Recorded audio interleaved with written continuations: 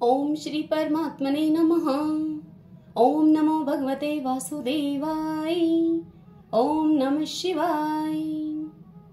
श्रावण मास महात्म्य अध्याय 2 की पावन कथा में हम आज सुनेंगे श्रावण मास के विहित कृत्य यानी कि श्रावण मास में किए जाने वाले कार्य। श्रावण महात्म्य की कथाओं में ईश्वर भगवान शंकर को कहा जा रहा है। ईश्वर बोले, हे महाभाग सनत कुमार, आपने उचित बात कही है। हे ब्रह्मापुत्र, आप विनम्र, गुणी, श्रद्धालु तथा भक्ति संपन्न श्रोता हैं। हे अनग, आपने श्रावण मास के विषय में विनम्रता पूर्वक जो पूछा है उसे तथा जो कुछ नहीं भी पूछा है वह सब अत्यंत हर्ष तथा प्रेम के साथ मैं आपको बताऊंगा। द्वेष न करने वाला सबका प्रिय होता है और आप उसी प्रकार के विनम्र हैं, क्योंकि मैंने आपके अभिमानी पिता ब्रह्मा का 5वां मस्तक काट दिया था, तो भी आप उस द्वेष भाव का त्याग करके मेरी शरण को प्राप्त हुए हैं। अतः हे तात, मैं आपको सब कुछ बताऊंगा, आप एकाग्रचित्त होकर सुनिए। हे योगिन, मनुष्य को चाहिए कि श्रावण मास में नियम पूर्वक नक्त व्रत करे और पूरे महीने भर प्रतिदिन रुद्राभिषेक करे। अपने प्रत्येक प्रिय वस्तु का इस मास में त्याग कर देना चाहिए। पुष्पों, फलों, धान्यों, तुलसी की मंजरी तथा तुलसी दलों और बिल्व पत्रों से शिव जी की लक्ष्य पूजा करनी चाहिए। 1 करोड़ शिवलिंग बनाना चाहिए और ब्राह्मणों को भोजन कराना चाहिए। महीने भर धारण पारण नामक व्रत अथवा उपवास करना चाहिए। इस मास में मेरे लिए अत्यंत प्रीतिकर पंचामृत अभिषेक करना चाहिए। इस मास में जो जो शुभ कर्म किया जाता है वह अनंत फल देने वाला होता है। हे मुने, इस माह में भूमि पर सोएं, ब्रह्मचर्य का पालन करें और सत्य वचन बोलें। इस मास को बिना व्रत के कभी व्यतीत नहीं करना चाहिए। फलाहार अथवा हविष्यान्न ग्रहण करना चाहिए। पत्ते पर भोजन ग्रहण करना चाहिए। व्रत करने वाले को चाहिए कि इस मास में शाक का पूर्ण रूप से परित्याग कर दे। हे मुनि श्रेष्ठ, इस मास में भक्ति युक्त होकर मनुष्य को किसी न किसी व्रत को अवश्य करना चाहिए। सदाचार परायण, भूमि पर शयन करने वाला, प्रातः स्नान करने वाला और जितेंद्रिय होकर मनुष्य को एकाग्र किए गए मन से प्रतिदिन मेरी पूजा करनी चाहिए। इस मास में किया गया पुरुष चरण निश्चित रूप से मंत्रों की सिद्धि करने वाला होता है। इस मास में शिव के षडाक्षर मंत्र का जप अथवा गायत्री मंत्र का जप करना चाहिए और शिव जी की प्रदक्षिणा, नमस्कार तथा वेद पारायण करना चाहिए। पुरुष सूक्त का पाठ अधिक फल देने वाला होता है। इस मास में किया गया ग्रह यज्ञ, कोटि होम, लक्ष्य होम और अयोध होम शीघ्र ही फलीभूत होता है और अभिष्ट फल प्रदान करता है। जो मनुष्य इस मास में एक भी दिन व्रतहीन व्यतीत करता है वह मनुष्य महाप्रलय पर्यंत घोर नरक में वास करता है। यह मास मुझको जितना प्रिय है उतना और कोई भी मास नहीं। यह सकाम व्यक्ति को अभिष्ट फल देने वाला तथा निष्काम व्यक्ति को मोक्ष प्रदान करने वाला है। हे सतम, इस मास के जो व्रत तथा धर्म हैं उन्हें मुझसे सुनो तुम।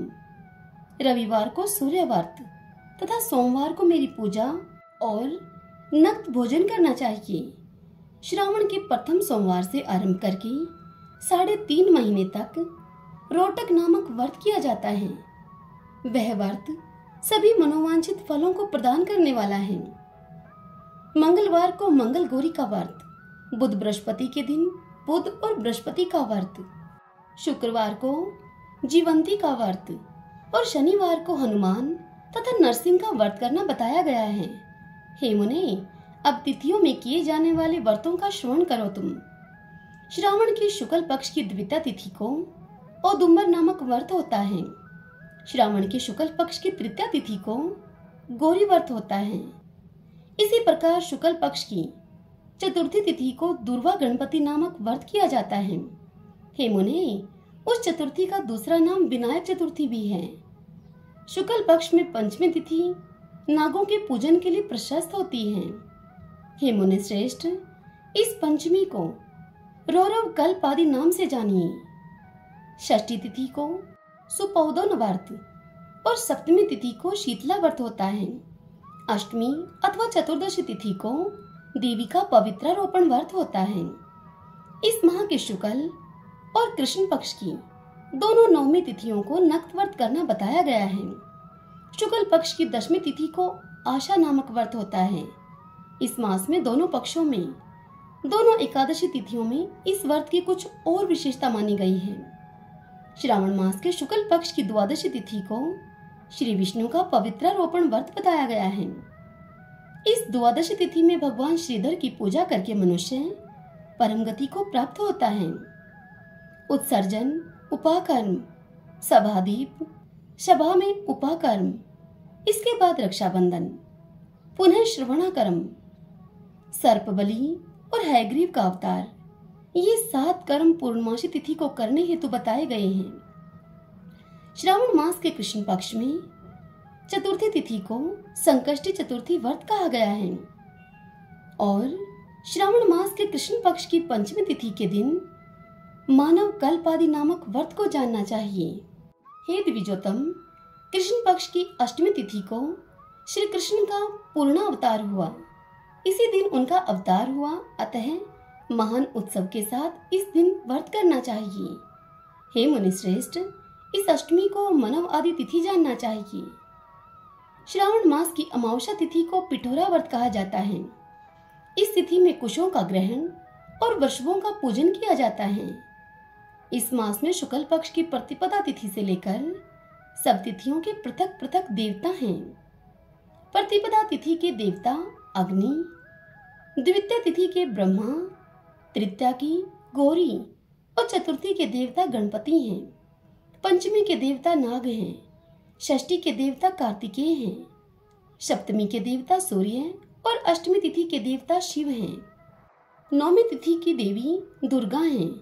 दशमी के देवता यम और एकादशी तिथि के देवता विश्वदेव कहे गए हैं। द्वादशी के विष्णु तथा त्रयोदशी के देवता कामदेव माने गए हैं। चतुर्दशी के देवता शिव, पूर्णिमा के देवता चंद्रमा और अमावस्या के देवता पितृ हैं। ये तिथियों के देवता कहे गए हैं। जिस देवता की जो तिथि हो उस देवता की उसी तिथि में पूजा करनी चाहिए। प्रायः इसी मास में अगस्त्य का उदय होता है। हे मुने, मैं उस काल को तुम्हें बतला रहा हूँ, आप एकाग्रचित होकर सुनिए। हे सनत कुमार, सूर्य की सिंह राशि में प्रवेश करने के दिन से जब 12 अंश 40 घड़ी व्यतीत हो जाती हैं, तब अगस्त्य का उदय होता है। उसके 7 दिन पूर्व से अगस्त्य को अर्घ्य प्रदान करना चाहिए। 12 मासों में सूर्य पृथक पृथक नामों से जाने जाते हैं। उनमें से श्रावण मास में सूर्य गबस्ती नाम वाला होकर तपता है। इस मास में मनुष्यों को भक्ति संपन्न होकर सूर्य की पूजा करनी चाहिए। हे सतम, 4 मासों में जो वस्तुएं वर्जित हैं, अब तुम वह सुनो। श्रावण में शाक तथा भाद्रपद में दही का त्याग कर देना चाहिए। इसी प्रकार अश्विन में दूध और कार्तिक में दाल का परित्याग कर देना चाहिए। यदि इन मासों में इन वस्तुओं का त्याग नहीं कर सके तो केवल श्रावण मास में ही उक्त वस्तुओं का त्याग करने से मानव उसी फल को प्राप्त कर लेता है। हे मानद, यह बात मैंने आपसे संक्षेप में कही है। हे मुनिश्रेष्ठ, इस मास के व्रतों और धर्मों के विस्तार को सैकड़ों वर्षों में भी कोई नहीं कह सकता। मेरी अथवा विष्णु की प्रसन्नता के लिए संपूर्ण रूप से व्रत करना चाहिए। परमार्थ की दृष्टि से हम दोनों में भेद नहीं है। जो लोग भेद करते हैं वे लोग नरकगामी होते हैं। अतः हे सनत कुमार, आप श्रावण मास में धर्म का आचरण कीजिए। श्री शिवाय नमस्तुभ्यम। इस प्रकार ईश्वर सनत कुमार संवाद के अंतर्गत श्रावण व्रतोपदेश कथन नामक दूसरा अध्याय पूर्ण हुआ। भगतजनों, कल के अध्याय में हम सुनेंगे श्रावण मास में की जाने वाली भगवान शिव की लक्ष्य पूजा का वर्णन। आज की यह कथा आपको कैसी लगी? इस वीडियो को लाइक करके और कमेंट बॉक्स में हर हर महादेव लिखकर आप हमें अवश्य बताएंगे।